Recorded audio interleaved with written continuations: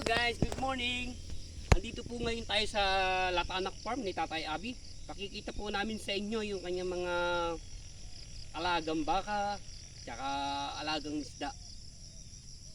Pati na rin yung kanyang mga citrus. Tara na.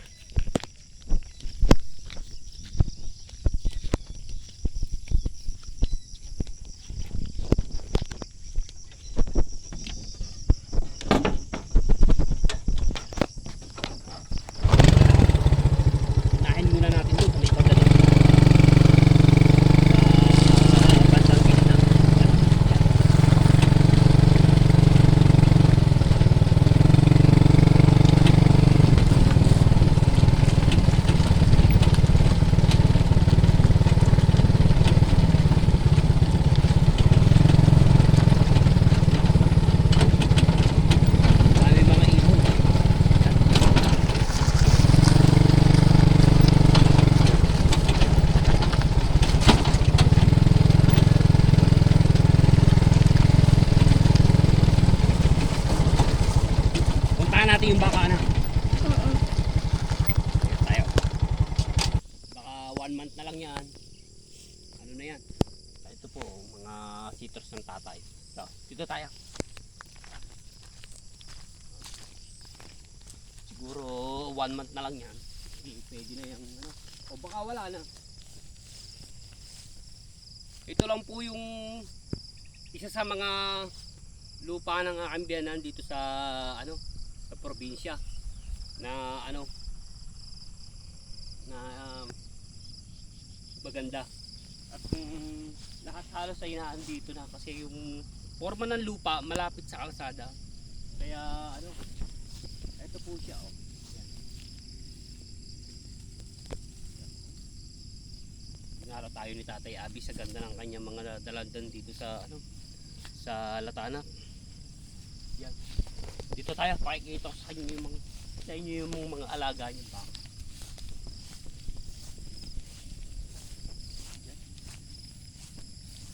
Ito po ang Latanak Farm ni Tatay Abi. Ngayon ko lang kayo na ipasyal dito eh. Pasensya na po dahil napaka-busy ko. Hindi ko kayo na ano dito na itotor pa ngayon pa lang. Last year eh ano lagi ko nakakalimutan kaya hindi ko kayo na ipapasyal dito sa lupa niya rito. Ito po, ayan, may rambutan, may kalamansi, yan. Ito naman yung kanyang mga baka. Yan.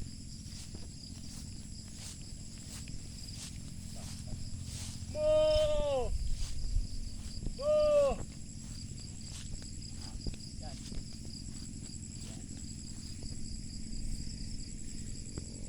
Makailan lang meron ditong ano pinanganak na baka kaya lang inamatay yata sa init.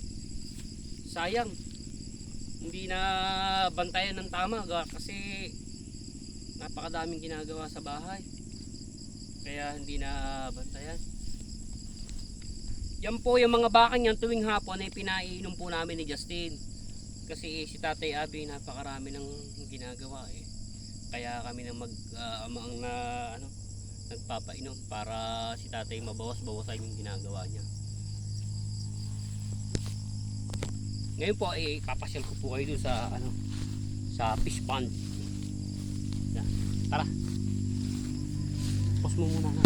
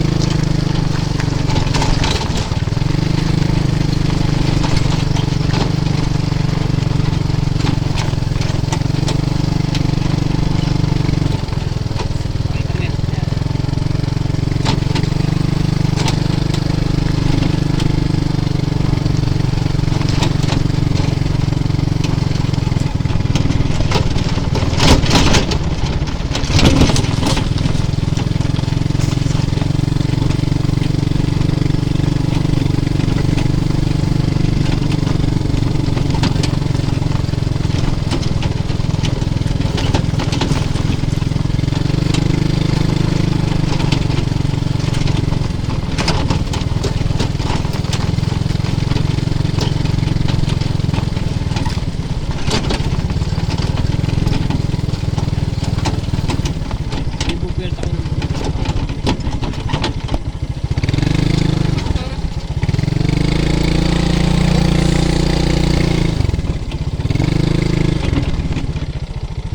Guys, dito tayo sa ano, sa fish pond. Pakikita po namin sa inyo yung ginagawa namin tuwing hapon ng aking anak.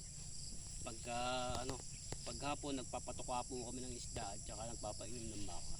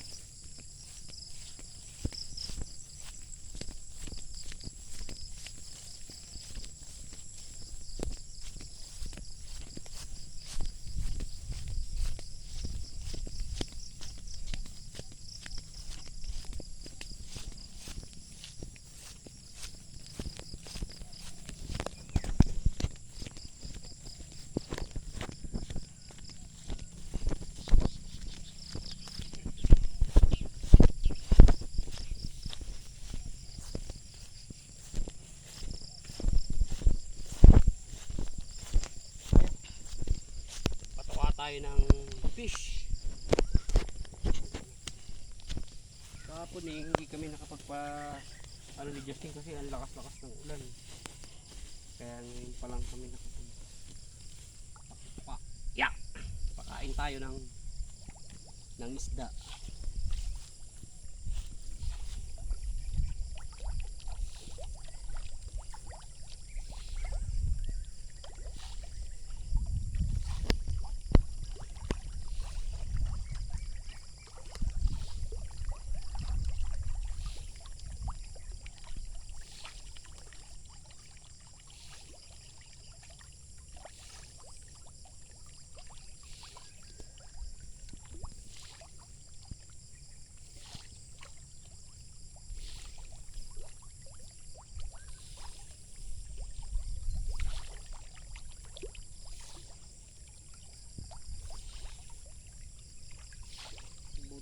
Umulan, nadagdagan ng tubig tong fish pond.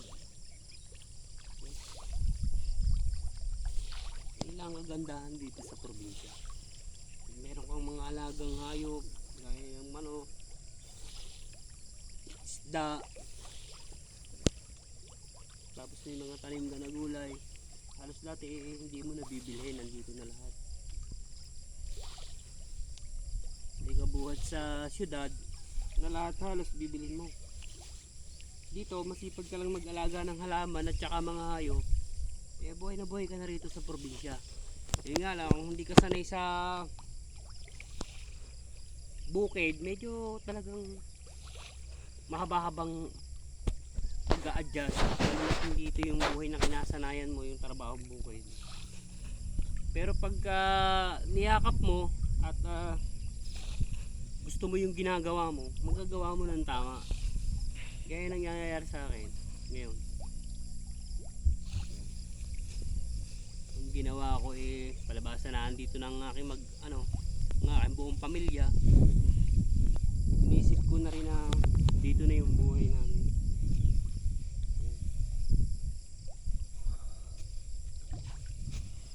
Kasi guys, laking syudad po ako kahit mas sanay akong mamuhay sa sa syudad, sa mas maraming tao. Kaya medyo yung dito, environment medyo mahaba-habang adjust ang ginawa ko. Kasi hindi ako sanay sa malungkot na lugar. Sanay ako doon sa mga lugar na crowded. Pero pagka nagkakaroon ako ng comparison, buhay probinsya at saka buhay syudad, mas maganda na rin dito kasi kung gusto mo ng peace of mind, nandito yan. Lalo na kung may mga anak ka na rin naman, yun yung nagbibigay ng inspirasyon sa'yo. mas masarap din ang buhay din dito. Pagka yung habang tumatagal, ganun. Matatanggap mo na ito na yung buhay mo, ganun. Isa pa nga, dahil sa pagmamahal ko sa aking pamilya, ito na rin yung pinili kong buhay dito sa probinsya nila. Tsaka ang maganda naman dito, lahat ng ginagawang sakahan sarili naman nila, kaya hindi kami masyadong hirap. Ang mahirap dito yung wala kang sariling lupa. Dito tayo.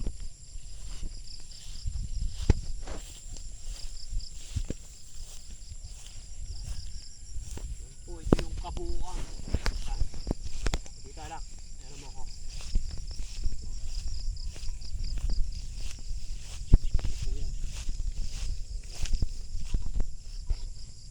Hello. Pag tuwi nakapalanda mo nito, bali ang umaano na dito, grass cutter ang nagtatabas dito. Kasi silbing pakain na rin sa baka, kaya hindi masyadong pinaanuhan ang tatay. Maliban dun sa kabila, yun, pinower ko yun nung nakaraan. Kasi wala namang baka doon. Kaya dito, kinakain ng baka yung mga damo. Double purpose yung ginawa ng aking biyanan.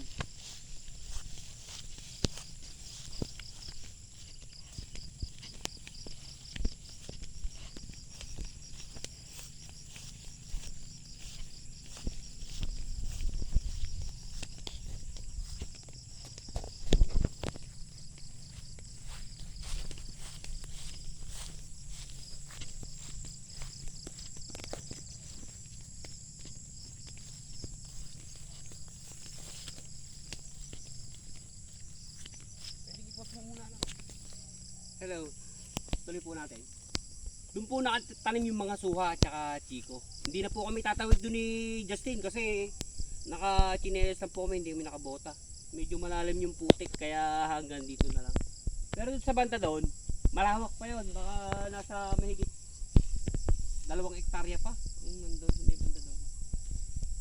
Ito, bali yan, ginagawang taniman ni tatay ng binhi, yung bunubun sa Ilocano pagka summer, ganon. Kasi itong lugar na to hindi to binabaha, kaya dito siya napupula para paggagamitin sa pagtatanim yan. Yan. Tapos meron ditong kubo tsaka ubong yung balon. Dito kami kumukuha ni Justin ng tubig painom sa baka. Yes. Salukin natin para mamaya naka-ready na yung mga baka.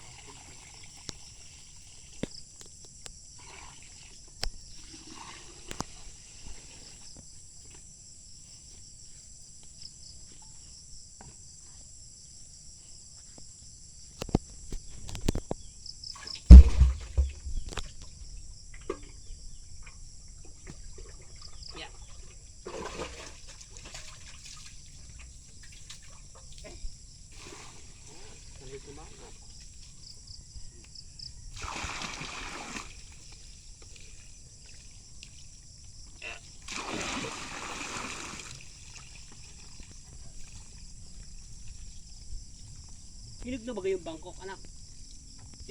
Guys, pakita po namin sa inyo yung yung Santol Bangkok. Tingnan natin kung hinog na. Yan.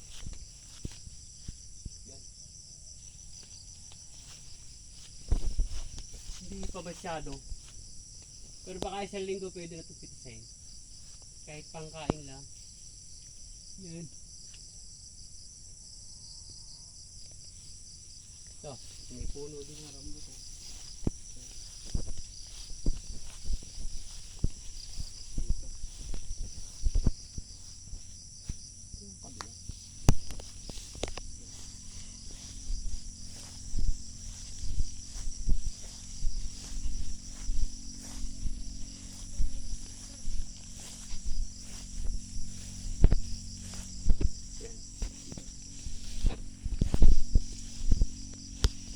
tayo sa ano?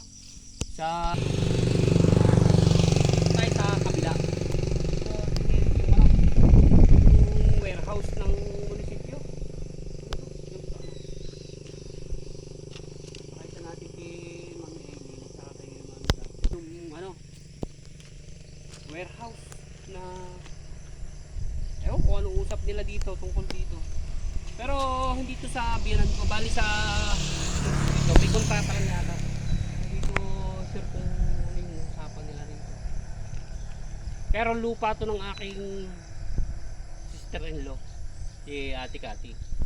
Bali, ano yata, may kontrata yata to. Dito tayo pakita yung bandalan-dalan.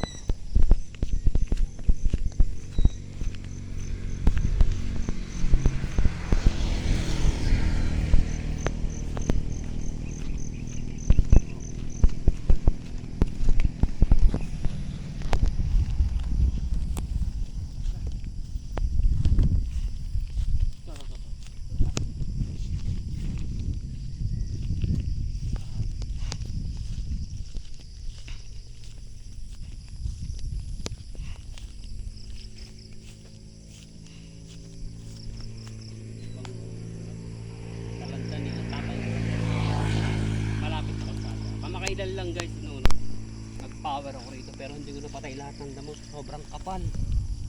Siguro mga isang ano pa, mga isang pasada pa patay lahat ng damo na yun. Dati ang ginagamit ko dito grass cutter, kaya lang nagmahal ang gasolina eh. Kaya nag-power na lang kami yung gamot para sa mga damo.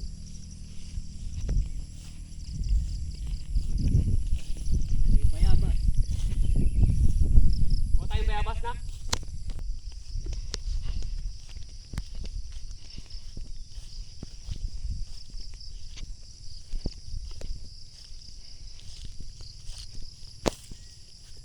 Hindi pa ako nakakapagtanggal dito ng mga ano eh, yung mga puno, yung bayabas.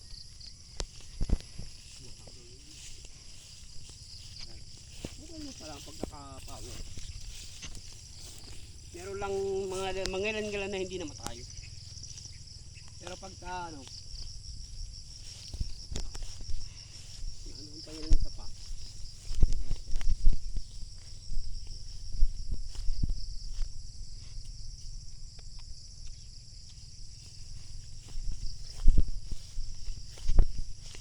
Stop. Dito. Ay, dami.